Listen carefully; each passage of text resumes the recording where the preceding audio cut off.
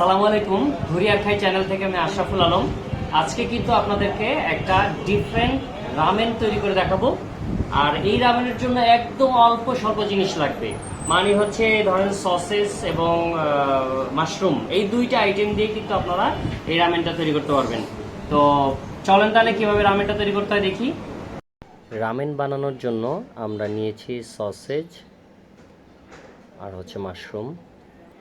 আমরা 1 কাপ দুধ নিয়েছি আর 2টা ম্যাগি নুডলস নিয়েছি, এর মশলাটাও আমরা ইউজ করব। আর সাথে একটু বাটার আমাদের লাগবে, একটু চিজ নিয়েছি, চিজটা আমরা দিয়ে দিব। সয়া সস নিয়েছি। এবার রান্নার পালা। আমরা সবার প্রথমে একটু অলিভ অয়েল দিয়ে এবং একটু বাটার দিয়ে আমরা আমাদের মাশরুম এবং সসেজ এই দুইটা সুন্দর করে ভেজে নিব। আমরা সসেজ দিলাম প্রথমে, সসেজটা একটু বেশি ভাজলে ভালো লাগে। আর সসেজের পরেই আমরা মাশরুম দিয়ে দিব। আমরা মোটামুটি 1 ক্যানের কাছাকাছি মাশরুম নিয়েছি, এটা বাটন মাশরুম। আর সসেজ এবং মাশরুম ভালো করে ভাজা হয়ে গেলে আমরা এটা তুলে রাখবো একটা বাটিতে। তারপর একটু পানি অ্যাড করব, ওই বাটারের মধ্যেই আমরা একটু পানি অ্যাড করে দিব, কারণ এটা যেহেতু একটু জাল হবে এবং নুডলসটা সেদ্ধ হবে। আর দুধ দিয়ে দিলাম এবং মশলাটা ইউজ করব যেটা আমরা নুডলসের সাথে পেয়েছি। তারপর একটু নাড়াচাড়া করে একটু মিক্সিং করে নিলাম। একটু সয়া সস, একটু চিলি সস, তারপর একটু মিক্স করে আমরা আমাদের নুডলসটা দিয়ে দিব। 2টা নুডলস আমরা নিয়েছি, 2টাই দিয়ে দিব এবং নুডলসটা ভাঙবো না, আস্তই দিয়ে দিব। এরপরে এটা মোটামুটি একটু সেদ্ধ হয়ে গেলে আমরা নুডলসটার উপরে চিজটা দিয়ে দিব। নুডলসের উপরে চিজ দিলেও কিন্তু আমাদের গ্রেভিটার মধ্যে চিজের একটা অংশ চলে যাবে।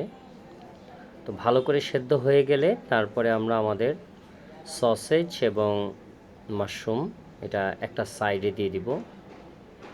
একটা সাইডে দিব কারণ হচ্ছে যে আমরা যে পরিবেশন করব, পরিবেশনের এক সাইড দিয়ে এই আইটেমটা থাকবে। আমাদের রান্না কিন্তু হয়ে গেছে, আমরা এবার পরিবেশনে চলে যাব। এটা সময় খুব কম লাগে, অল্প জিনিস এবং অল্প সময়, ব্যাস মোটামুটি হয়ে গেছে। আমরা নুডলসটা একটু দেখব, একটা নুডলস একটু উঠায় একটু দেখবেন যে এটা সেদ্ধ হয়ে গেছে কিনা। হ্যাঁ, আমাদের নুডলসটা মোটামুটি সেদ্ধ হয়ে গেছে। এবার নিচের অংশটা যেন না লাগে হালকা করে নাড়তে হবে, নেড়ে আমরা এটা নামায় ফেলবো। আমাদের নামানোর সময় হয়ে গেছে। এখন আমরা একটা বাটিতে পরিবেশন করছি।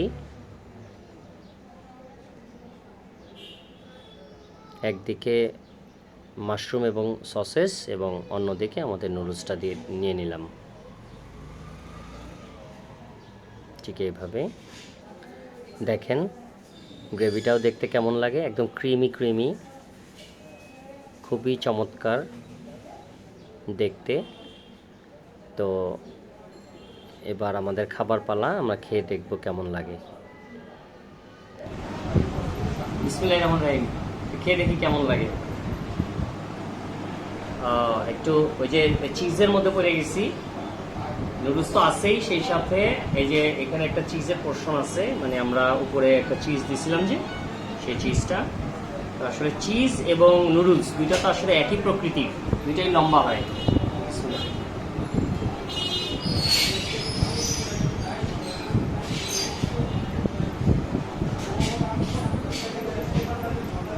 আমার কাছে কিন্তু ভালো লাগছে।